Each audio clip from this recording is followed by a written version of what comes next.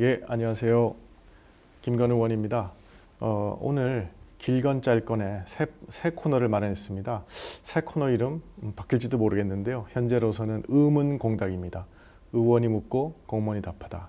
오늘 그 첫 번째 순서로 우리 그 외교부의 김경혜 기후변화 외교 과장님을 모셨습니다. 아유, 과 이름도 어렵네요. 기후변화 외교과. 김경희 과장님 나와주셔서 감사합니다. 안녕하세요. 불러주셔서 영광입니다. 네. 김경희입니다. 자기소개 좀 해주세요. 네, 안녕하세요. 저는 외교부 기후변화 외교과장으로 근무하고 있는 김경희입니다. 저는 외교부에 입부한 지는 몇 년이 되었는지 숫자로 생각도 안 나는데 2008년에 입부를 했고요. 여러 가지 포스트를 거쳐서 저는 기후변화에 관심이 많아서 기후변화 외교과장으로 지금 한 6개월, 8개월, 10개월째 지금 근무하고 있습니다.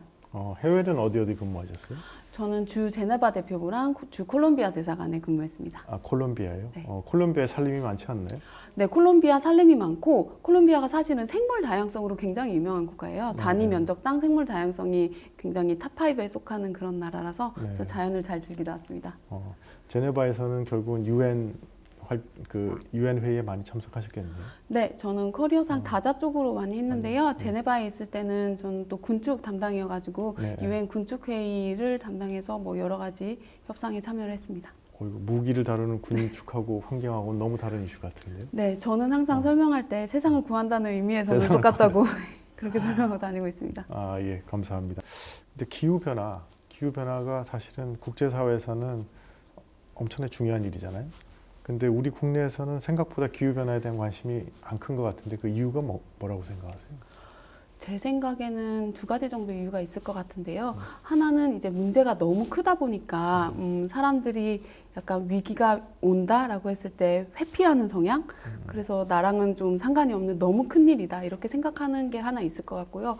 두 번째는 일단은 우리의 노력이 조금 부족한 것도 있지 않나라고 반성하고 저는 최대한 이렇게 국민들한테 알리고 다가가는 일에도 힘을 써야 된다고 생각합니다. 예, 그 첫 번째 말씀하신 게 중요한 것 같아요. 그러니까 이게 우리가 한다고 해서 해결되는 문제가 아니고 국제사회가 다 힘을 합쳐야 겨우 좀 해결에 다가갈 수 있다 보니까 우리가 관심 갖는 것보다는 국제사회 주요국들이 하는 거 따라가면 되는 거 아닌가?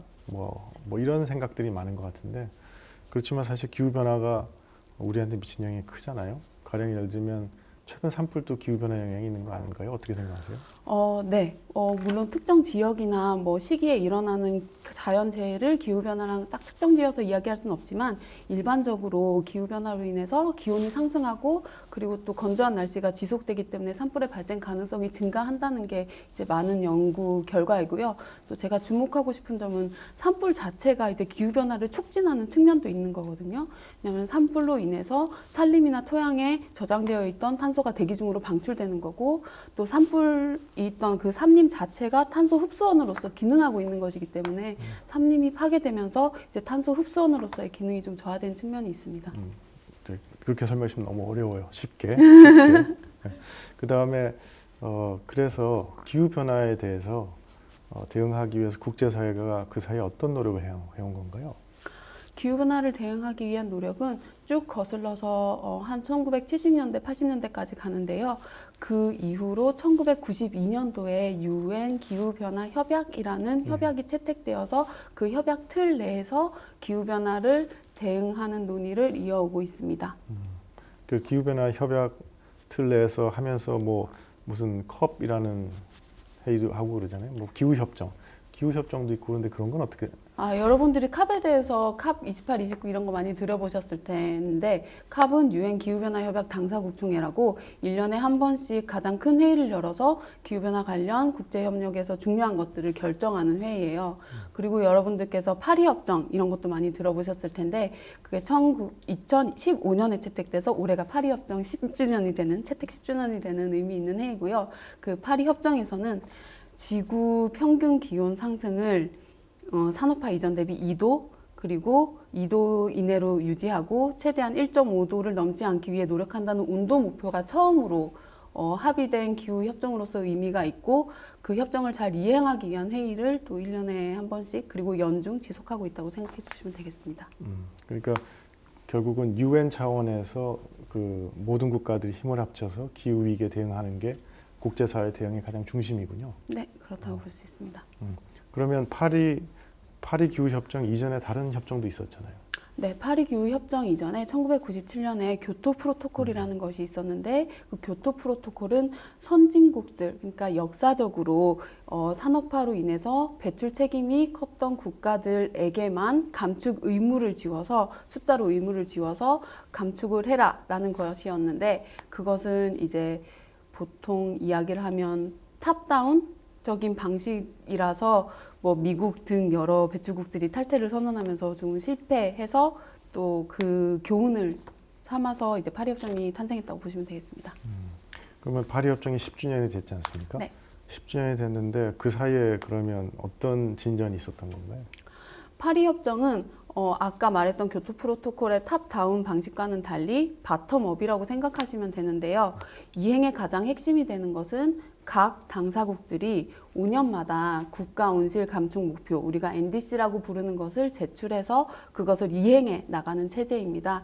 그러면은 각자가 하겠다는 것만 이행하면 전체적으로 어떻게 되는지 검사를 할 수가 없잖아요. 그래서 파리협정 내에 또 5년마다 그것을 주기적으로 검사하는 체제를 만들어 놨어요. 그래서 첫 번째 그 검사하는 것이 2년 전인 캅28에 이루어졌고 그 결과를 가지고 뭐 우리의 노력이 통합적으로 봤더니 조금 부족하다. 그러면 다음 NDC를 낼 때는 그 결과를 반영해서 좀 더 적극적이고 의욕적인 NDC를 내자. 그런 식으로 점점 뭐랄까요? 나선형으로 이렇게 진전해 나가는 구조라고 보시면 되겠습니다. 그래서 그러면 우리 국가가 하는 NDC는 어떻게 돼 있는 건가요? 네, 우리나라는 2021년에 2030년 목표 NDC를 제출을 했는데요. 저희 나라의 목표는 2018년도 대비 2030년까지 40%의 온실가스를 감축하겠다는 목표를 제출을 했습니다. 뭐 제조업 중심의 산업 구조를 가진 우리나라로 봤을 때 굉장히 의욕적인 목표라고 평가가 되고 있고요. 또 그새 또 시간이 지나서 올해는 모든 당사국들이 2035년 목표의 NDC를 제출해야 하는 해입니다. 그래서 우리나라도 금년에 그걸 제출하기 위해서 뭐 환경부를 중심으로 범부처 협의체를 만들어서 뭐 NDC 2035년 NDC 작성을 논의 중입니다. 근데 그렇게 2030년, 35년, 5년씩 하는 거하고 네. 그다음에 무슨 넷제로로 가는 거하고는 또 어떤 관계가 있는 건가요? 네, 저희도 2021년에 2030 NDC를 제출하면서 이것은 2050년 탄소 중립으로 가는 중간 목표라는 점도 밝혔는데요. 전체적으로 100여 개가 넘는 국가들이 2050년도 넷 제로를 목표로 한다고 선언을 해서 글로벌하게 2050년 넷 제로를 향한 노력이 지속되고 있다고 보고 그 과정에 NDC가 있다고 보시면 되겠습니다. 그러니까 쉽게 얘기를 하면 이제 UN 차원에서 국가들이 모여서 5년마다 계속 이제 탄소 배출을 줄이는 노력을 하고, 그러니까 목표를 내고 점검을 받고 하고, 그다음에 장기적으로는 2050년까지는 많은 나라들이 이제 탄소 배출을 전혀 안 하는 것으로 만든다는 건가요? 네, 탄소 배출을 하기는 하는데 이제 모든 인간의 활동에는 탄소 배출이 동반되기 때문에 하지만 이제 플러스 마이너스를 더해서 넷제로를 만들겠다. 그 탄소를 그 플러스 마이너스는 뭔가요? 탄소를 없애는 거 어떻게 없애는 네, 건가요? 마이너스는 일단 뭐 여러 가지 방법이 있을 수 있는데 가장 쉽게 생각할 수 있는 것은 아까 제가 산불 할 때 말씀드렸듯이 삼림, 이 탄소를 흡수하는 역할을 하거든요. 그럼 삼림 면적을 이렇게 늘리면 탄소가 흡수되는 양이 더 늘어나겠죠. 그런 것이 있을 수가 있고, 그다음에 또 요즘은 그 탄소 포집 저장이라고 공기 중에 있는 또는 어떤 발전소 같은 데서 발전 과정에서 나오는 탄소를 포집해서 그거를 저장하는 기술도 있는데 그것은 이제 그렇게 하면 네거티브 배출이 되는 것입니다. 그러면 우리가 그러면 외교부가 이 기후 변화에 대해서 하는 역할은 뭔가요? 외교부가 기후변화에 대해서 하는 말을 이렇게 1시간 동안도 계속 할 수 있는데 제가 줄이면은 이 우리 인류에 있어서 뭐 최대 위기이자 이제 기회라고 있는 기후변화에 대한 국제 협력에 있어서 그 국제 협력이랑 국제 협력 외교를 뭐 총괄하는 역할을 하고 있습니다. 예를 들어서 아까 캅에 대해서 말씀드렸는데 캅 회의를 갈 때는 이제 거의 10개 이상의 부처가 다 관련이 있거든요. 청이랑 뭐 기관까지 다 합하면. 그렇게 해서 대표단을 꾸려서 캅에 참석해서 우리 입장을 조율하고 또 우리나라 입장에서도 이제 산업 부분과 환경 부분의 의견이 다를 수 있기 때문에 그런 입장들을 조율하는 역할을 외교부가 하고 있습니다. 그래서 정부 입장을 만들어서 네. 그러니까 국제사회가 협상을 하는 거군요. 근데 지금 이제 트럼프 행정부가 들어서면서 그러니까 미국이 사실은 국제적인 그 기후 변화 대응의 이 주도 국가였고 지도력을 제공했었는데 지금 많이 후퇴했다고 그러지 않습니까? 그건 어떻게 봐야 되나요?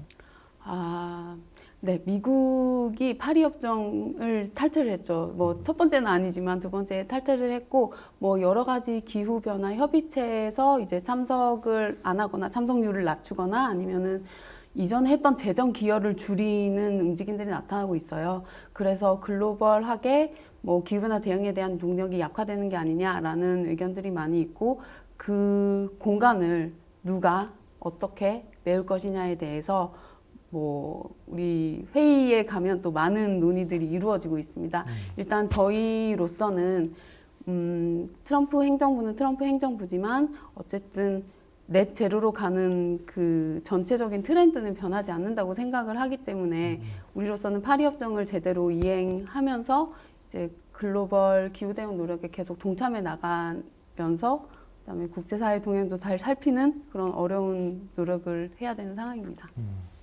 근데 우리가 그런데 넷제로로 가려면 우리 자체의 노력만으로는 안 되고 결국은 다른 나라가 이제 한 여러 가지 탄소 이 저감 노력을 우리가 이제 가져와서 우리의 기록으로 만드는 그런 트레이딩을 해야 그러니까 그 거래를 해야 된다고 그러더라고요. 탄소 거래. 그 개념에 대해서 좀 설명해 주시겠습니까? 네, 파리 협정 하에서는 파리 협정 6조에서 국가 간에 협력을 해서 국제 감축 사업을 하면 그 실적을 양국이 또는 뭐 세 나라가 될 수도 있죠. 나누어서 자기의 NDC의 실적으로 사용하는 것을 허용하고 있습니다. 그래서 가장 단순한 예를 들자면 우리나라가 A 국가랑 협력해서 A 국가에서 탄소 감축 사업을 했습니다. 그래서 크레딧이 뭐 100이 발생을 했어요. 그러면 그 100을 일정한 비율로 협상을 해서 나눠서 그것을 우리나라로 이전해서 우리나라 NDC 감축 달성에 사용을 할 수 있도록 메커니즘을 만들어 놓았습니다. 하지만 일단은 우리나라의 2030 NDC 이행 계획에서는 그 탄소 감축, 국제 감축으로 인한 탄소 감축을 양을 정해 놓긴 했는데 뭐 3,750만 톤이라고 조금 도전적인 양이고요. 또 국내 감축이 우선이고 이거는 보충적인 수단으로 사용한다는 점도 동시에 명확하게 하고는 있습니다. 근데 제가 뭐 듣기는 그래서 그런 탄소 그 거래 구체적인 방식이나 이런 것들이 없어서 사실은 이때까지는 그냥 이론적인 얘기였다가 가장 최근에 컵 회의에서는 그 6조에 대해서 상당히 구체적인 합의가 돼서 앞으로는 탄소 거래가 활성화될 수도 있겠다 이런 얘기가 있던데 그건 좀 설명해 주시겠어요? 네, 맞습니다. 그래서 외교부에도 굉장히 많이 늘어날 것 같은데요. 아까 말씀드렸듯이 국가 간의 탄소 실적을 거래를 할 수 있도록 해놨는데 이거에 대해서 어떤 규칙이나 원칙이 없으면 이게 굉장히 방만하게 일어나면서 뭐 허수의 크레딧이 발생할 수도 있고 이중으로 계산될 수도 있고 그런 문제가 발생하잖아요. 그래서 국제사회에서는 이 6조의 메커니즘의 어떤 원칙과 세부적인 이행을 규칙을 마련하기 위해서 거의 근 10년 동안 파리협정 탄생 이후 근 10년 동안 계속 논의를 해왔어요. 그런데 그런 최소한 우리가 사업을 실행할 수 있는 원칙과 가이드라인에 대해서 작년 캅에서 합의가 됐기 때문에 이제는 진짜로 본격적으로 뭐 NDC에 활용을 하고 이런 사례가 점점점 나오기 시작할 것 같습니다. 우리가 탄소 감축을 갖다가 수출할 가능성은 없나요? 계속 수입해야만 되나요? 뭐 그렇게 됐으면 좋겠습니다. 네. 그러니까 보통은 이제 탄소 감축의 잠재력이 많은 나라에 가서 하는데 예를 들면 개도국 같은 경우가 일단은 탄소 감축 잠재력이 조금 많은 것으로 평가받고 있어요. 아니면 이렇게 삼림이 많아서 삼림의 보존이나 뭐 증식을 통해서 또 크레딧을 생성할 수 있는 유망한 국가가 많이 있고요. 그래서 하여튼 탄소 거래 문제도 이제 우리가 잘 준비하고 따져봐야 될 문제인 것 같아서 그래서 사실 우리 오늘 좀 이따가 거기에 대한 세미나를 의원회관에서 하잖아요. 그래서 이제 참석해 주실 텐데 그 세미나도 우리 길건 짧건해서 방영합니다. 그래서 조금 더 심화된 내용을 원하시면 꼭 시청해 주시기 바랍니다. 감사합니다. 네, 오늘 김경애 과장님 첫 게스트 의문공답의 첫 게스트로 와주셔서 감사합니다. 제가 영광입니다. 예, 예. 그래서 우리 시청자분들이 많은 의문이 해소됐으면 좋겠는데 사실은 의문이 더 많이 생겼을 것 같아요. 이게 뭐지? 왜 기후변화가 외계 중요한 과제지? 그런 거에 대해서 좀 궁금하시면 우리 오늘 세미나를 합니다. 세미나를 직방할 예정이니까 꼭 유튜브에도 찾아봐 주시기 바랍니다. 감사합니다. 마지막으로 하신 말씀 없으세요? 오늘 여기 와서 기후변화에 대해서 말씀드릴 수 있어서 저한테는 굉장히 뜻깊은 시간이었고요. 앞으로 외교부 기후변화 외국가가 하는 업무에 관심 많이 가져주시면 감사하겠습니다. 네, 고맙습니다. 그렇게 첫 번째로 해본 의문공답 시간 마무리하겠습니다. 다음에 더 좋은 콘텐츠로 가겠습니다. 기대해 주세요. 감사합니다. 감사합니다.